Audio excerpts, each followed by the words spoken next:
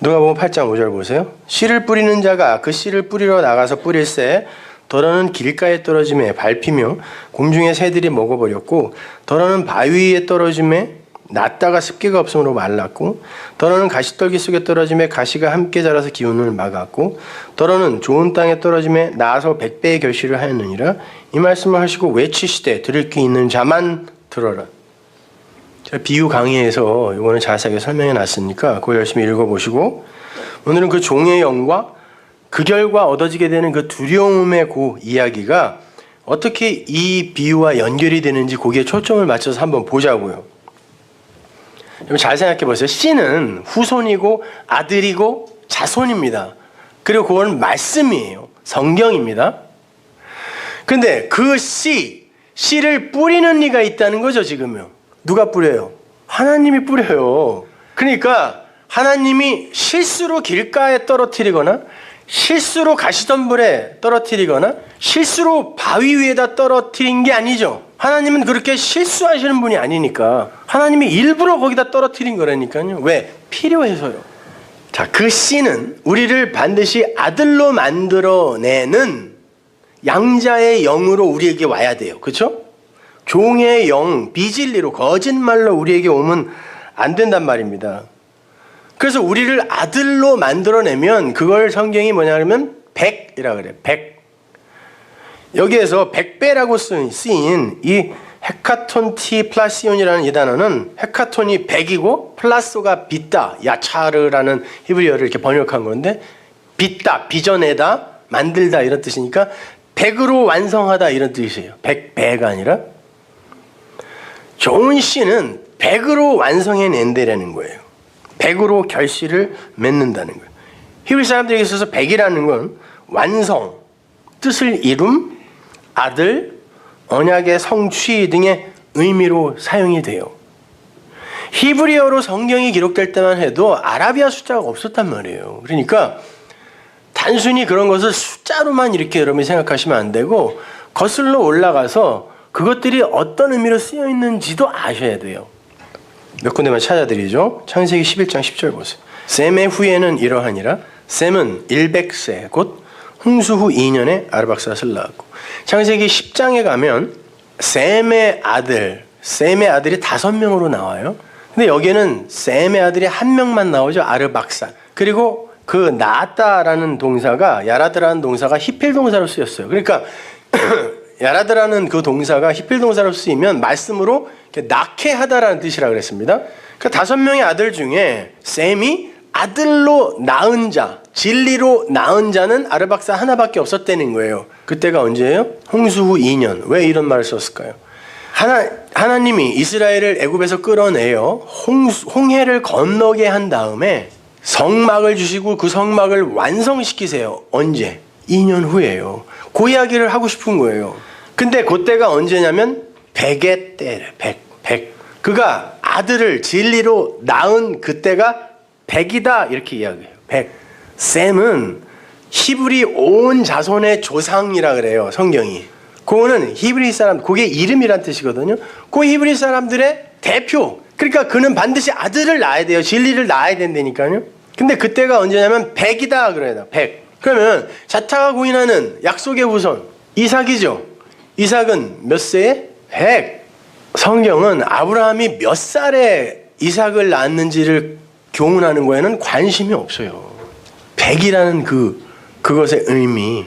이삭이라는 존재가 원래 그런 존재 아니에요. 약속의 후손이라는 건 하나님은 믿음의 조상인 아브라함에게 구원이 뭔지 생명이 뭔지 그 씨, 자손이 뭔지를 설명해 주고 싶었는데 아브라함이 뭐라 그랬냐면 내게 아들을 주실래나? 이 수준으로 이해를 했단 말이에요. 그럼 내가 그 수준으로 가르쳐 줄게 하고 내려가셔서 아들을 주신 게 이삭이에요. 그러면 그 이삭을 통하여 아브라함은 약속의 후손인 믿음의 조상인 내가 어떻게 그 하나님의 백성이 되는지를 배우면 되는 거 아니에요. 그 이삭으로.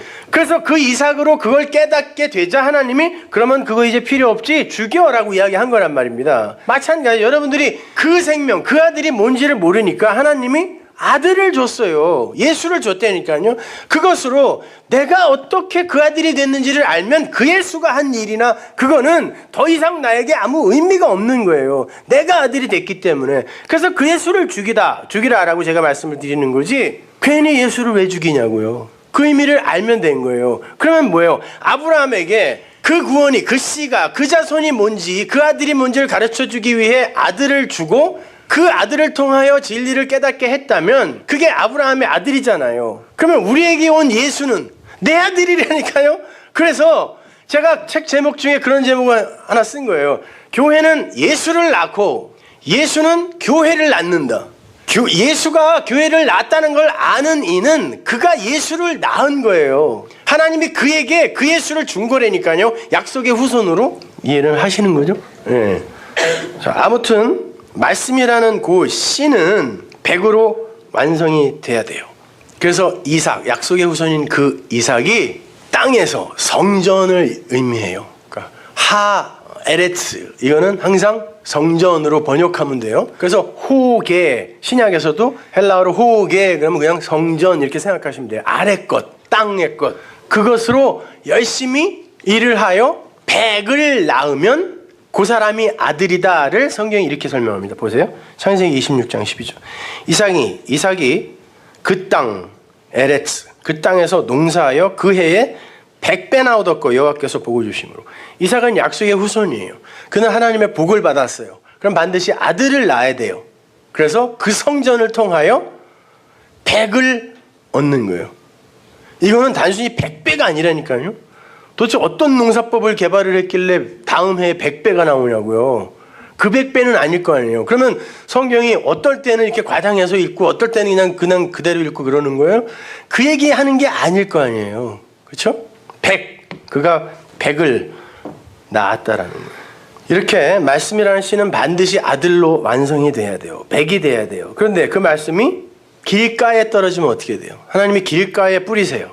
길은 뭐죠? 예수님이 자기의 이름으로 말해준 거예요. 호호도스. 내가 길이야. 근데 그 파라, 그 길 멀리도 아니야. 그냥 옆에 떨어져 버리면 어떻게 돼요? 파라볼레가 비유죠. 비유가 뭐예요? 옆에다가 떨어뜨려주고 그것으로 이것을 알으라고 준 게 비유예요. 그래서 파라가 거기 쓰인 거, 파라볼레. 파라 호호도스.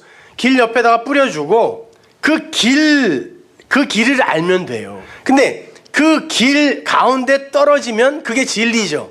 근데 길 옆에 떨어진 걸 그냥 그것대로 받아들이면 그걸 율법이라 그래요. 길 가운데 떨어진 게 아니라 파라, 옆에 떨어져 버린 걸 그냥 그걸로, 껍데기로, 비유로 알아버리는 거. 거기엔 내용이 있는데 그러면 뭐가 와서 먹어버린다고 그래요? 공중의 새. 공중의 새는 항상 성전이에요. 그죠? 그 공중의 새의 날개가 성전에 부조되어 있단 말이에요. 그래서 호로스, 우라노스, 호르니스, 이건 전부 성전을 가리켰단 말이에요.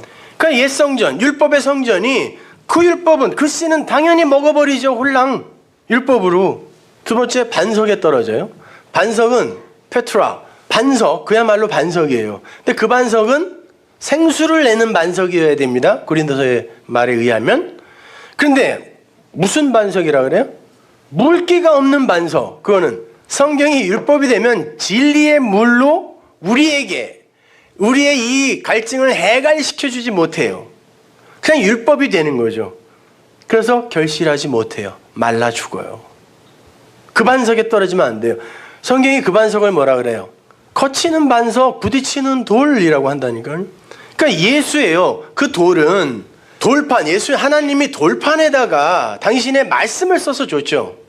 근데 그 말씀으로 내 마음에 새기면 그걸 신비에 새겼다 그래요. 예수라는 그 인물을 성경이 왜 자꾸 돌이라고, 산돌이라고 그러고 모퉁이 돌이라고 그러고 구약에서 계속 돌이라고 그런단 말이에요.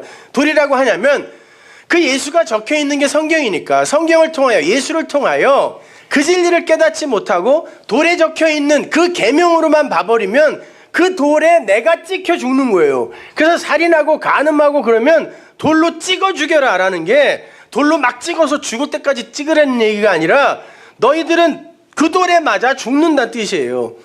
예수가 진리로, 생명으로, 그 생수로 이해되지 못하면 그 돌에 맞아 사람들이 죽는 거예요. 영원한 멸망으로 들어간다니까. 신앙생활 열심히 하다가 세 번째 가시떨기는 뭡니까? 당연히 율법이죠. 가시와 엉겅퀴만 내는 땅이라 그랬으니까 하나님이. 그걸 율법에다가 던져버리면 그 씨가, 그 진리가 율법에 던져지면, 율법으로 이해되어지면 가시가 그거와 함께 자라서 그걸 막아버려요. 율법이 막아버리면 또 결실이 안 돼요. 근데 좋은 땅에도 떨어진대요.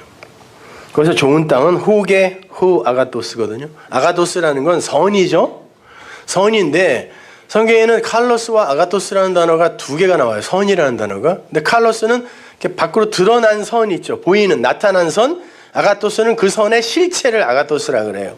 근데 후게 아가토스 성전인데 그것이 진리를 담고 있는 성전이네요. 후 아가토스니까. 근데 그 안에 말씀이 떨어지면 그건 그야말로 진리 아닙니까? 그래서 그건 백이 된다 이런 말이에요. 백으로 완성된다. 아들로 완성된다.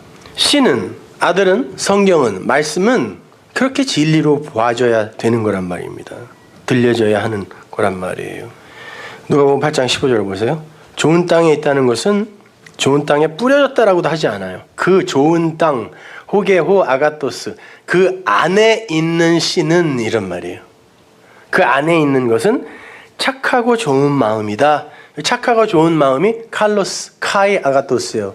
그러니까 아가토스는 위의 것, 칼로스는 아래 것이라고 그랬어요. 그래서 아래 것으로 위에 그 삼선을 진짜 알아버리면 그걸 성경이 좋은 마음이라 그래요. 새 언약에서 하나님이 내가 새 마음으로 바꿔줄게 라고 한 그 마음이 이 마음이라니까요. 새 마음으로 바꿔줄게. 좋은 마음, 착하고 좋은 마음이라 그래. 그들은 진리를 씨로 가진 자가 되어서 말씀을 듣고 들리는 거예요. 진리로 듣는 거죠. 그죠? 듣고 지키어라는 말이 keep이라는 말이에요. 마음으로 갖고 이런 말. 말씀을 들어 그 말씀을 마음으로 갖고 인내로 결실하는 자다. 백이 되는 자예요. 열매가 되는 거예요. 아들을 낳는 거죠. 그런데 중간에 결실 그 전에 인내라는 과정이 들어가 있네요. 휘포모네. 휘포는 어디 아래니까 휘포모네라는 건 아래 것을 가지고 아래 것 안에 갇혀서 몸에 갇혀서 위의 것을 추구하며 그 위의 것이 오기를 기다리는 그 삶 전체를 인내라 그래요. 휘포모네. 이 악물고 견디는 걸 인내라고 하지 않고 아래 것 안에 갇혀서 그게 얼마나 힘이 들면 아래 것 안에 갇혀서 그 위의 것을 알아버렸는데 내가 여전히 아래 것 안에 갇혀서 거기에 또 가끔 휘둘리고 흔들리고 그러네. 그 삶이 얼마나 힘들면 그걸 휘포모네 인내라 그래요. 그러니까 인내는 내가 하는 게 아니라니까요. 내 열심, 내 능력으로 하는 게 아니라 하나님께서 끌고 가는 아고의 삶 전체가 인내예요. 휘포모네. 그래서 끝까지 이기는 자는, 인내하는 자는 하나님께서 상 준다 이런 말이 하나님의 백성은 그 인내의 삶을 살 수밖에 없다는 말이에요. 잘 견뎌 그럼 상 줄게 이런 말이 아니라 그렇게 말씀이라는 씨에 의해서 아들이 되는 걸 씨의 생명력이라고 그래요. 탄생을 하게 만드는 거죠. 생명력이라고 그러고 그 아들 안에 완성된 언약의 그 완성으로서의 그 진리, 그 언약의 완성으로서의 그 진리를 뭐라 그래요? 우리 산상순에서 배웠잖아요. 소금이라 그래요. 소금 언약 배웠죠? 너희들은 세상의 소금이다 빛이다. 그러니까 소금처럼 세상의 부패를 방지하고 뭐 이런 말 아니라 그랬잖아요. 그건 다른 종교인들도 다 하는 거니까. 소금이라는 건 네 안에 그 하나님의 말씀, 그 계명이 언약의 성취로 그게 사랑이니까 모든 계명은 사랑으로 완성된다며요. 그 사랑으로 갖게 되면 그걸 소금이라 그래요. 그리고 그 소금이 이제 밖으로 이렇게 흘려지고 드러나는 걸 빛이라 그래요. 그래서 너희들은 소금이다, 빛이다 그러는 거예요. 그러니까 소금이면 당연히 빛인 거예요.